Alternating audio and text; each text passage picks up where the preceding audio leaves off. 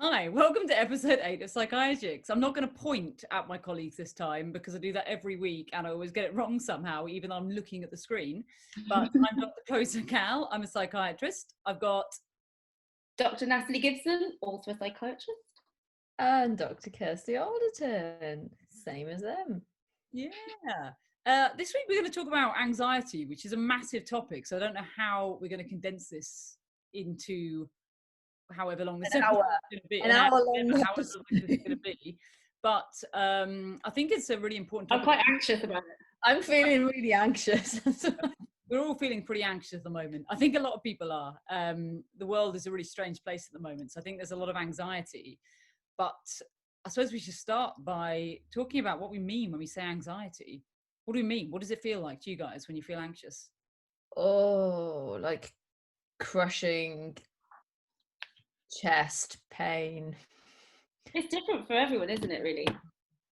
Mine is, so I sometimes like dissociate from my body, depersonalize a little bit, like I'm floating. I feel untethered, that's how I feel. So not really you. Not me, like I'm looking at me, I'm a spectator, it's weird. Yeah, I tend to get quite sweaty and tired, oddly. Tired. Yeah, if I'm really overwhelmed, I get really overwhelmed to sleep, to try and escape the feeling that there's something might be about to go wrong, or something I can't control, or something bad's going to happen, or I'm going to look stupid, or I'm going to be rejected, or, I mean, the list is endless, really, isn't it? The list is endless. I think in the current climate, pandemic, murder hornets, race war, anxiety is going to be pretty high. I think it kind of stems from a loss of control sometimes.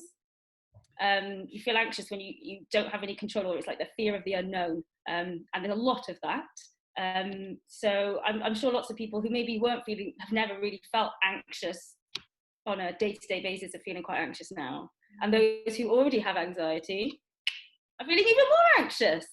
So It's probably quite a lot of people out there who probably don't relate so much to the term anxiety, and you know, from experience, I know a lot of people will say, well, I don't have anxiety, I don't experience anxiety. But actually, when you kind of dig away a bit and get to how people are feeling, it can really display itself in loads of different ways. And I think that's probably what we just covered between us in a way, is, you know, I'm feeling tired, I'm feeling fed up, I'm feeling this, I'm feeling that. And I think it exhibits itself for everybody in a very different way. So I guess when we say anxiety, it covers a lot, doesn't it? It covers the kind of psychological, but also the physical symptoms. Yeah, it's huge. Absolutely. Because so in psychiatry, there are specific diagnoses that are used formally. So there's quite a few of them. But like Kirsty said, there's many ways in which you can display, even with physical symptoms as well. And often people don't realize those symptoms are a sort of physical manifestation of anxiety. Should we do a quick rundown of the actual diagnoses? Yes, I can. I've written them down so we don't forget them. So the first one is Generalized Anxiety Disorder, or GAD, G-A-D. So that kind of does what it says on the tin. It's generalized. It's a free-floating anxiety where you just feel anxious all the time about everything. You don't know what's going on. Yeah. You worry about different things all the time. You can't really pin it down. Everything makes you anxious. There's no point trying to pin it down because you go round in circles. Yeah, you just keep jumping. Yeah, it's like, is it my work? Is it my relationship? Is it my family? Is it all those things in the study? No, it's everything. It's everything. And if you're anxious about something and then maybe that bit gets better, or you're not anxious about it anymore, it'll just jump to something else.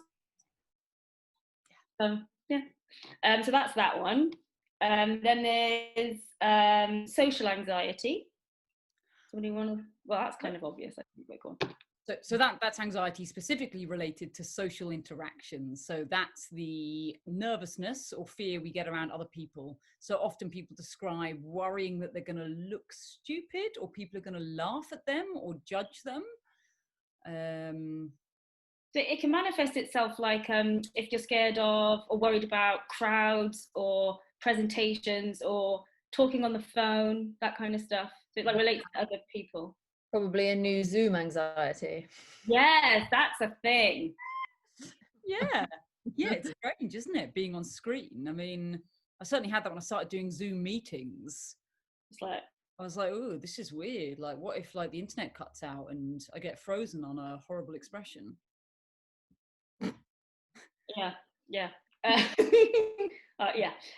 Okay, and then there's PTSD or post-traumatic stress disorder. That's a type of anxiety as well.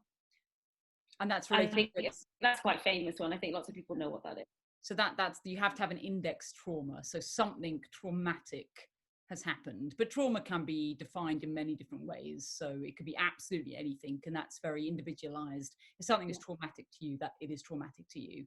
And that's the anxiety you get following the traumatic event.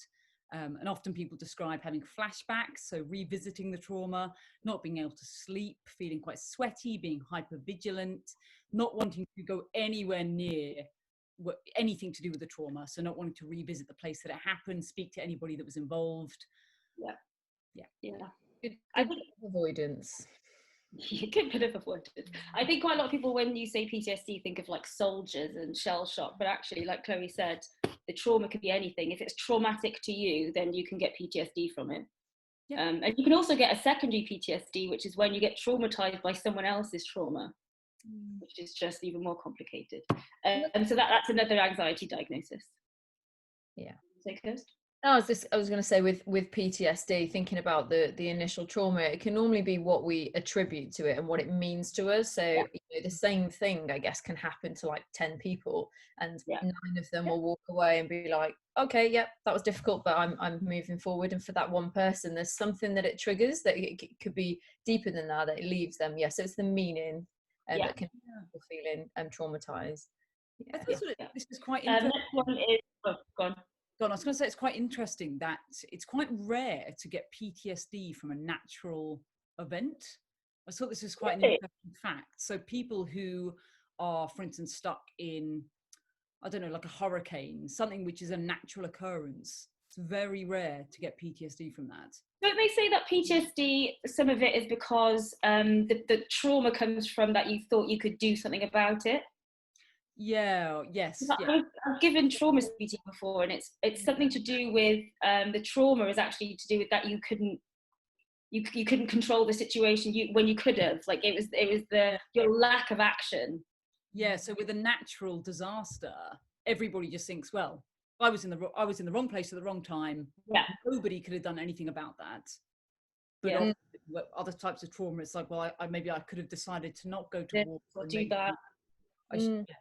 There's something about I guess birth trauma, so birth PTSD happened, and I guess that is around, I mean, I wonder what that is, the kind of feeling like you thought you were going to have some control over a situation and having a birth plan, and then it not going to plan and something difficult happening, but I guess it's the meaning that has afterwards. And you know, I think evidence shows that it's kind of how somebody is treated afterwards, that you know, after the event, that leads to that something remaining quite traumatic for them. So there's potential, there's always a possibility to kind of make that better for the person if it's dealt with properly at the time.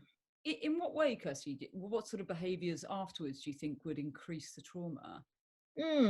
So it's people's perceived, I guess, afterwards, how they were treated. So if for example a woman experiences a really difficult birth, but for example people don't acknowledge it, or people just go, okay, move on, and put you on a ward and kind of just expect you to know what to do, there's something a bit like disconnected about what the woman's experience versus how people are behaving. And I think that can happen quite a lot kind of in the medical model, where we're kind of in that mindset of like, you know, we've done our job, we've kept her alive, but there's something missing about the emotional part, and acknowledging the woman's with birth trauma. And also you can get trauma from being on ITU. They do these really good things now where you can go back later when you're feeling better, and they can go through step by step what happened, and then it's easy for you to help process it, like a debrief. Okay. Okay, another one is OCD. obsessive compulsive disorder. Another disorder that people like to use as a I guess as a term. So sometimes, I mean, it's used quite a lot in films, isn't it, in the media, and usually in the wrong way, I find. Yeah, usually in the wrong way. When people say, "Oh, I've got a bit of OCD," or "I've got this," and actually, for people that have got OCD, that's really unhelpful for them to hear, because OCD is actually really debilitating. And impacts on their life. So yeah, OCD is around kind of an anxiety through having intrusive thoughts, images, that by definition are kind of what they call ego dystonic. So the person doesn't want them. They're not comfortable with the thought or the feeling. They find it repulsive, upsetting, and it's the anxiety that induces. And then the compulsion part of it is the action that the person takes to try and reduce the anxiety that kind of rises. So so OCD is a very debilitating mental illness, essentially. So you can't just have a little bit. I would challenge that. And if you clean a lot, that's not OCD. Yeah, because you might enjoy cleaning lots. Lots of people like to live clean, neat lives. Not me. And they feel compelled to do it, but they enjoy it. They enjoy the outcome. Yeah. OCD is when you find it really distressing. Whatever it is, whatever is going around in your head is something you don't want to be associated with. I don't know if either of you have seen that Netflix series Cure with the. Yes, I said about that. It's awesome. Yeah. So it's a series about a woman who has really intrusive sexual thoughts. And the therapist says, well, everyone has intrusive thoughts, but the reason it's so awful for her is she just can't stand them. She finds them really, really intrusive. I think we touched on this in our episode about masturbation, guys. Yeah, go and have a look at it. And it's BBC, not Netflix. Just letting you know. Is it? Next one is panic disorder. That basically just means panic attacks. Oh, panic attacks. So this is intense kind of anxiety that kind of comes out of the blue. I mean that's what they say. It comes out of the blue, and people, I guess, again, people's individual experiences might be quite different. Certainly what I thought a panic attack was probably what was presented again on TV, which is someone kind of hyperventilating into a paper bag, just having a really dramatic, panic attack. Certainly my own personal experience is something that's very sort of quiet and internal, and most people around wouldn't know that I was having one, but inside I would feel horrendous. And you have that sensation of something really awful is about to happen, and I don't know what it is. It's just dread. And I need to get out. Dread. I need to get out of the situation now. This needs to stop now. I've got one more. Okay, go for it. Just phobia. Phobias. Oh my God. So that's being afraid of spiders or snakes or. I just had to collect a spider this evening in my daughter's room, and it did this face. So collect. Yeah. Well, it ran across her floor and onto her teddy bear's head, and I was about to have a meltdown and run out of the room, and then realized that I have to do the parent thing where you pretend it's okay, but she knows, she could smell my fear. Oh no! She was like, "Mummy, why did you jump?" And I was like, I was surprised. How big we talking?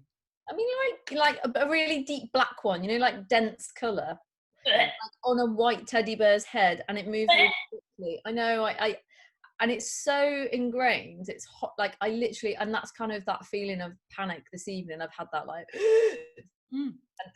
get the response before I've even registered I've seen a spider. It's like I get the full body anxiety response before I even know consciously what I'm looking at.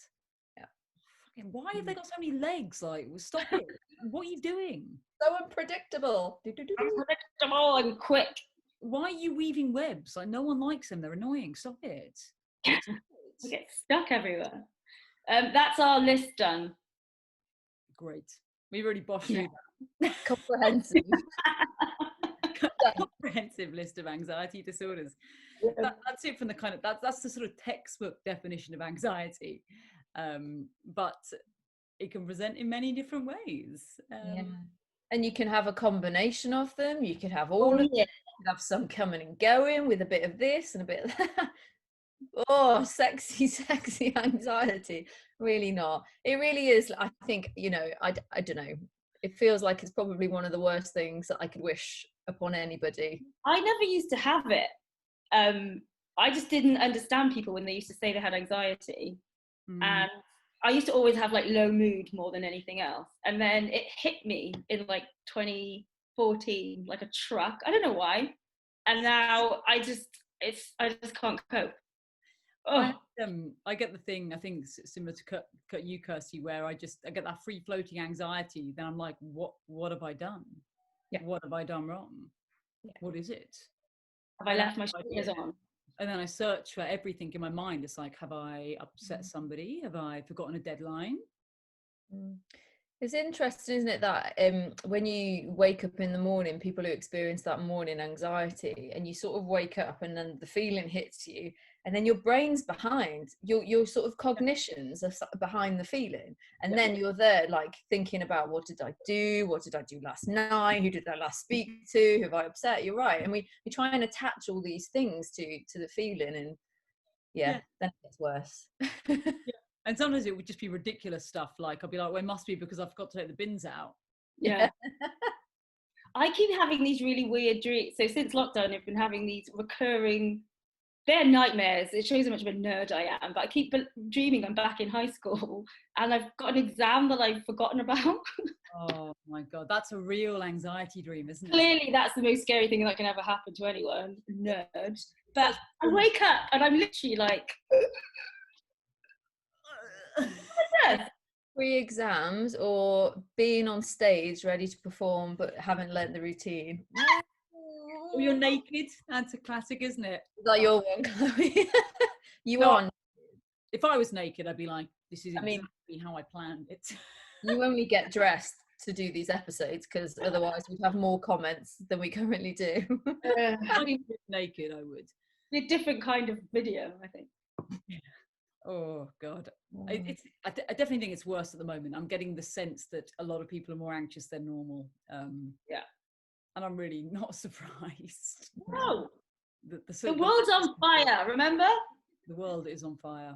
It's like that background level though, and we do. I can't remember what it's called now, but there's a whole load of literature around how we pick up on the environmental stress, and you might think that's complete woo-woo, but I guess there is something, like we've talked about before, collective going on, and there is just an anxiety that's kind of in the air, and I don't know how to explain that. I don't know how to do science with that or measure it, but it feels real, because when you speak to people, background anxiety has just gone up here. Absolutely. I mean, it's, you've got the media telling us every day that we all might die. Oh, the media, why? And also that there's loads of course there's always been discrimination, but that there's also high levels of anger at the moment as well, because it's all being brought to the forefront. So there's lots of anger, lots of anxiety. So we're bubbling hot. So I'm not surprised. How are you guys coping with it all? How are you keeping yourself sane? I'm sleeping a lot. That's be a symptom. So I don't know if that's good. But if I'm asleep, then I don't have to deal with it. Yeah. It comes into your dreams though. Then in your dreams. It does. I go back to high school. I'm like, shit, I've got a Welsh exam. And I'm naked. I'm naked. And that's the thing with anxiety. It will find a way. So for people who say, well, I don't experience anxiety, I say, I challenge that in a way and figure out where it's coming out. So I know certainly for me, I carry it in my body. So if I'm feeling really, if I think about things and I'm really anxious, I actually just put them into the back of my mind, but I feel it somewhere else. So I would say to people, the anxiety goes somewhere. It kind of has to come out or be addressed. Yeah, so you might be someone that carries a lot of kind of tension in your neck, your shoulders. People struggle. I mean, just thinking about that mind-body link as well. So people struggle with IBS and their gut. So it really does filter through kind of every system of your body. Inflammation. So if people have got, got eczema, they're feeling stressed, they're feeling anxious, stuff will flare up. So yeah, so if that's happening for you, but you thought, well, I'm not anxious, I'm fine, it's because your body's feeling it. Yeah, your body's telling you. You've done it, it's coming out somewhere else. I've certainly seen, I don't know if you guys have ever seen clinical cases where people lose function. It's like they lose the use of their arm, or they get pins and needles or something like that. And you can trace it back to a specific. I did a whole job on that. Yeah. And they say, oh, it's strange. Nothing's happened. I feel fine, but I can't use my arm all of a sudden. Yeah. I did a whole job on that. It was just fascinating. Yeah. This one guy couldn't walk. He just lost the use of his legs. And usually you can find a sort of index event, like someone's been to a funeral or there's been a huge loss. Yeah, his mother had died, so.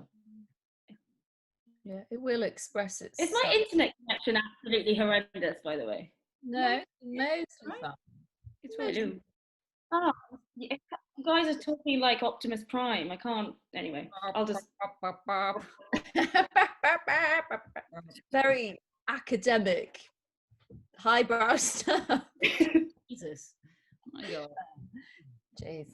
I was going to say about so we were talking about panic attacks, and I've never experienced one because, like Kirsty said, they're portrayed as like heavy breathing and people clutching their chest and things, and that is somehow some people experience them. But apparently, I was having these atypical ones, because I didn't know what the hell was going on, and it turned out that I was having atypical panic attacks. So mine were really weird. So I'd be out and I'd get this weird sensation in my legs, like I couldn't keep them still. You know, you just gotta move your legs. I would have that, and I'd be like, oh, like I would be sitting down, like, can't be out for dinner, like. Were you dancing, Natalie? Was there just like a good beat on, and you're like, I can't fucking possibly. Can't stop the rhythm. No, I'd be like eating dinner. I'd be out for dinner. My legs would start going, so I'd have to be like this. Crazy legs. Crazy, like, yeah. And then I'd be like, oh my God, I gotta leave. Gotta get out. Like I couldn't be there anymore. I couldn't figure out why. I wasn't scared. I didn't feel claustrophobic. I was just like, I need to be home. I need to get out of here. And that was it. And that was my panic attack. And I was like, what? It was like dancing leg syndrome, but apparently it's a thing. Yes, odd, isn't it? Thank you for sharing that. It's it's supposed to show it can come in any form. Any form, yeah. It was really weird. Any form. I don't think I've ever had anything atypical. Bizarre. I don't think I've only ever had sort of like the classic, claustrophobic, stuck somewhere and you got to get out. Typical. I think the strange. I mean, I've had quite a few panic attacks. Not so much recently, but I think one of the most memorable ones was probably whilst I was with a patient doing therapy. Oh gosh. And I had this overwhelming, just like rising kind of panic that kind of comes from the stomach, like right the way up. And I was there thinking, oh my God, I feel awful. I need to get out, but I can't. Like, I can't leave. I'm supposed to be listening. I'm the therapist. Good. I'm not supposed to be anxious. I'm supposed to be helping someone else not be anxious. And that's that was probably part of the kind of transference and counter transference that was going on between us at the time. So I sat through it. I sat there and like you mentioned earlier, that feeling of like being quite dissociated, a bit like out of body, and I felt like there was a version of me sat listening still, and a version of me that had climbed. It was like climb out the window, and it was like this real like, get out the window, and I just couldn't get my head around explaining it in supervision afterwards about the time why I ran out on the patient halfway through. So I sat through it. Oh man! But it settled and it went. Yeah, well, I'd be interested to know is whether the patient had any. I guess when it happens, we always think, "Oh my God, everyone knows that having this event, and I must look really bizarre." But actually, people. She didn't know. You look totally normal. That's whatever normal is. I mean. Yeah. I asked her the next week because I thought it was really important to kind of touch on it again. But I did ask. And she said she hadn't noticed. It's interesting. Yeah. Yeah. Yeah. Oh. I'm having one right now.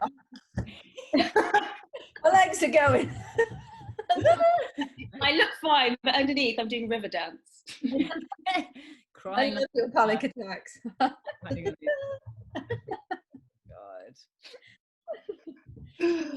Love it. Oh, I love it. Good old anxiety. It's more common in women, isn't it? It is. Like, yeah. Well, surprisingly so. All these types of things tend to be more common in women. Yeah. But that patriarchy, that pesky patriarchy. I suppose, yeah. I don't know, maybe it's that tension again between kind of who you want to be and who you're being, like, just some sort of disconnect between kind of what your values are and what you think you want, what you're actually doing. It's tension between, isn't it? That, like, ugh. I was laughing earlier about so there are lots of medications you can take for any of these anxiety disorders. Not going to give any medical advice, but one of the big ones that people might know about is benzodiazepines, so Valium. And I was laughing earlier today because when Valium first came out, the early advertisements were aimed at women to help them do the housework. So the adverts said, I really need some. I'm gonna have to get some Valium. This is brilliant. So it was aimed at men and said, is your wife tearful and struggling to do the housework? Give her some Valium. Jesus Christ. And you think, well, because I get quite anxious about doing things like cleaning and other things, because I just don't want to fucking do it. I hate it. It's so no wonder all these women were kind of forced into these roles of doing kind of boring stuff, admin and bureaucracy and housework, and it's still mothering their husbands. It's still happening, and we know because there's adverts on TV in America. I mean, I don't know if they're still on, but for antipsychotics as well. So women living their best lives, like, woo, because they're on an antipsychotic. Well, yes. So aripiprazole. So aripiprazole, for anyone who doesn't know, is the most profitable drug in the US. And that is an antipsychotic medication. So it's a major tranquilizer, so very sedative. Yeah. And that was marketed at young women who had just had babies. And the advertisement went, are you feeling tearful and down? Take this drug. Get yourself back together again and perform properly. Clean the house, look after your mother. Rather than saying you've had a baby and it's really, really difficult and you're going to feel tearful because it's it's okay. It's completely normal. You've just pushed out a baby and now your life's different. Yeah. Jesus. Yeah. I guess people don't. I don't know. Do we? How is it to be around an anxious person? Oh, interesting. I think when I'm like that, I think I'm completely unbearable, which is why I sort of leave. I remove myself because I don't want it to sort of infect other people. What is the fear, Natalie? What do you think might happen? Rejection. So you think if you were to be anxious around me, for instance, I might say, I don't like this. Can you go away? Or I don't like you? Or I'd make you anxious, or I'm just like a Debbie Downer. I'm bringing down the vibe, and I'm not the fun friend anymore, or the nice girlfriend, or the easy girlfriend, or the mellow daughter, whatever. It's about rejection and sort of being judged. And the thing is, when you think that and you're anxious, it gets worse. So and I just move. The irony is it's not true at all. No, it's bullshit. When you show vulnerability and show emotions, actually allows other people to do it. So if you're perfect all the time, you can't be. No, you can't be. And actually some people can find it quite intimidating, and it can make other people anxious. So. The thing is with anxiety, though, I was speaking to my friend, she was quite anxious the other day. She had that classic hangxiety, your hangover anxiety. Oh yeah. And she was just like, ugh! And she was had all these negative thoughts about herself and what and I was like, it's just lying to you. It's just your anxiety. It's just lying to you. That's all it's doing. Like, it's there lying to you, telling you things about yourself and how you look and how you appear and what people think of you. It's all anxiety lies. Yeah. And she hadn't really thought of it like that. She thought they were true because she was thinking them. Yeah. But actually, your anxiety has made them up to make you feel bad. Yeah. And it can get in the way of relationships and friendships and stuff, can't it? Because if you're someone that's anxious, I mean, I guess it depends on how you behave. So you might choose, for example, I guess, not to go out and see people and socialize. You might think like you just said now, and think like, oh, I'm a real downer, so I don't want to take my anxiety out of me. So you might withdraw from your friends for a bit, and yeah, and feeling like you're not the fun person, like that's horrible, isn't it? Like when you're just feeling anxious and you can't, people are like, well, oh, cheer up, or what's the matter with you today? But inside you're like, yeah, so yeah. Oh, You're exactly. fine, by the way, Nat. You can be anxious whenever you want. Oh, thanks, babe. We can hold it. Yeah. Contain me while I'm squirrel in headlights doing river dance. Yeah. Oh gosh, yeah. It is awful getting to that negative feedback loop. I'm anxious, and everyone can see I'm anxious, and no one's going to like me, and no one will want to be friends with me, and I can't cope because I'm anxious. That makes me a rubbish person, and I can't do this, and I can't do this, and yeah, or comparison, looking at other people and thinking, well, why aren't, like, looking at people walking down the road and being like, well, they're not anxious. Yeah. She's got it sorted. right? If we just say, like, everyone's anxious, if we just assume that everybody's anxious all the time and we're all managing it, then maybe that's a better way of looking at it. We're all just winging it. We're all winging it. I haven't got a clue what I'm doing with my life. I'm 33 years old and I don't understand taxes yet. I don't think anyone ever does. Don't get them. I'm like, yeah, sure, take my money. I don't know what that's for. Yeah. You owe me money? I owe you money? Who knows? That makes you anxious. Is that your mum shouting? I'm 33. I don't understand taxes. She's laughing at me. Oh man. Yeah, so I guess this is another episode of us kind of sharing that everyone gets it, and I suppose a lot of people go to their psychiatrist, and psychiatrists can sometimes be the epitome of not having these difficulties. I think we're sometimes taught to be these, I don't know, walls of no emotion. Yeah. I don't think it's that helpful, I don't think it's always that helpful to be. Well, that's why I like what we're doing, because we're psychiatrists and look at us. Yeah, I don't want to go to my doctor and she just cries in front of me. No. We're human. We're all human. Sorry, yeah, that's the point. Obviously, if you go to your doctor, you that's time for you to talk and for you to have your emotions. But I think there can be this false sense of, I don't know, infallibility. Is that a word? We're not human. And that's dangerous for us in a way, isn't it? It's dangerous for doctors and dangerous for psychiatrists to have to tell, for people to believe that this expectation that we don't have it. Like, of course we do. Yeah, of course we do. Who are we kidding? My best friend. Human. Everyone's human, and we all share in the suffering together. Yay! Yeah. I suppose we ought to just say that, anxiety is really normal, and speak to somebody about it. You don't have to suffer alone. There are things you can do. Yeah. GP. GP, friends, meditation I find quite good. Yoga, exercise. It sounds all wishy-washy, but actually if you just plow through all that stuff, it really brings it down. Yeah. I think that's the first sort of step is to realize that, you're not alone. Actually, however overwhelming or however strange you might think it is, there will be other people who have experienced it. I think like most people, if I'm honest. Yeah, I mean, it's on a continuum, isn't it? There's different degrees to how much it can affect your everyday functioning. Your life, yeah. But you're not alone. Not alone. And it's advisable to not turn to alcohol. Yeah, although it's very, very easy to do that because you have a little bit of red wine and it takes the edge off and you feel okay, but then, you can't just keep drinking red wine all the time. But also, if you have done that, that's okay. Talk about that as well, Yeah, just, keep an eye on it.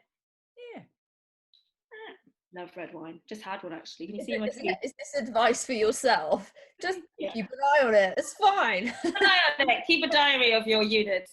Right. And then halve them when you speak to your doctor. Yeah. No, I never do that. You never lie about that to us. You need to know that shit. We double it anyway, so Yeah, we know you're lying. no, don't bother. We're on to you. We're Great. on. Thank you so much for watching. We need some new topics. Someone give us some topics. Yes. Yes. Give us some topics. There you see my arm. I'm off to get the Valiant because I really got some cleaning. Yeah. Yeah, someone like pumping the Valium. Right. Well, it's been a pleasure, doctors. Yeah, thanks guys. Leave some comments and like let us know what you think. Yeah, tell us about your anxiety. Yeah, please. How do you get yours? Bye. Okay. See ya.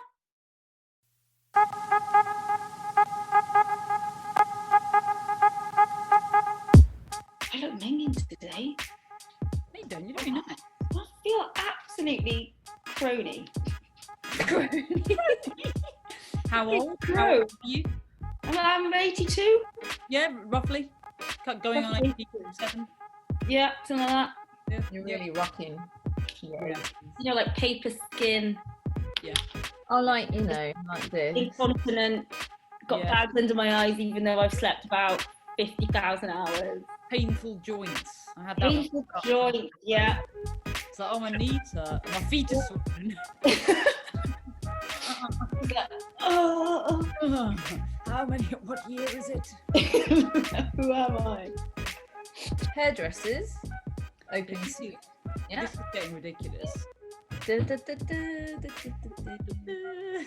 No, come on, someone cut my hair now. Yeah, how are your ends looking? I mean, it's kind of split end. It's split end.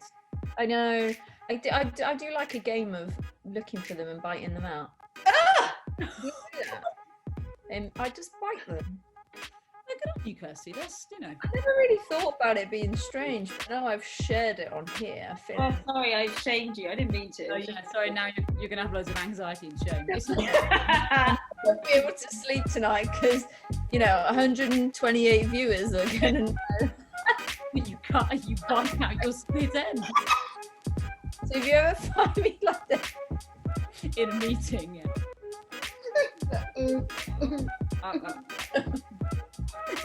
like it all off. Oh I've god. got hair in my mouth now. I mean, what do you think was going to happen? Bitey. Fairy teeth. Bitey over there.